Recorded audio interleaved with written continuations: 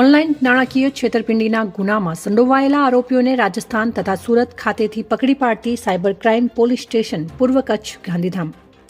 Police મહાનિરીક્ષક J R. Mothaliya, border range Bhuj તથા police અધિક્ષક સાગર બાગમરા, પૂર્વ કચ્છ ગાંધીધામ તેમની સૂચના અને માર્ગદર્શન મુજબ પૂર્વ કચ્છ ગાંધીધામ જિલ્લામાં online crime squad, ATM fraud, loan lottery fraud, job fraud, shopping fraud, આર્મીના નામે OLX ફેસબુક એડમાંથી વસ્તુ ખરીદીને લગતા ફ્રોડ જેવા સાયબર ક્રાઇમના બનાવોમાં તેમજ વણશોધાયેલ ગુનાઓ શોધવા સૂચના આપી હતી.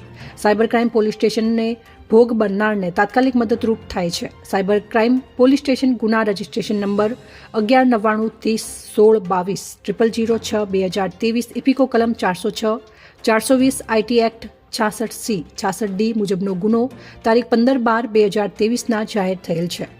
આ ગુનામાં ફરિયાદીને ઓનલાઈન પાર્ટ ટાઈમ જોબના બહાને અલગ અલગ ટાસ્ક આપીને ટાસ્ક પૂરો કરવાથી બોનસ આપવા લલચાવીને અલગ અલગ ટ્રાન્ઝેક્શન દ્વારા કુલ ₹1,80,493 બેંકના અલગ અલગ એકાઉન્ટમાં લઈને પાછા ન આપી ઓનલાઈન છેતરપિંડી કરી હતી. જેમાંથી એક બેંક એકાઉન્ટ સુરતનું ICICI બેંક અને બીજું આ બેંક એકાઉન્ટના ખાતા ધારક મૂળ રાજસ્થાનના હોય. સાયબર ક્રાઇમ પોલીસ સ્ટેશનની એક ટીમ તપાસ અર્થે રાજસ્થાનના ચિત્તોડગઢ જિલ્લા ખાતે મોકલેલ હતી, જ્યાં ખાતા ધારકની પ્રાથમિક તપાસ કરતા તેણે પોતાનું બેંક એકાઉન્ટ કમિશનની લાલચમાં સુરતમાં રહેતા તેના મિત્રને વાપરવા માટે આપેલ હોવાનું જાણવા મળતા બીજી ટીમ સુરત ખાતે મોકલવામાં આવી હતી, જેમાં સુરત ખાતેથી એક આરોપીને પકડી પાડી આ ઉપરાંત તેમની પાસેથી અલગ અલગ ખાતાઓની વિગતો મળેલી છે.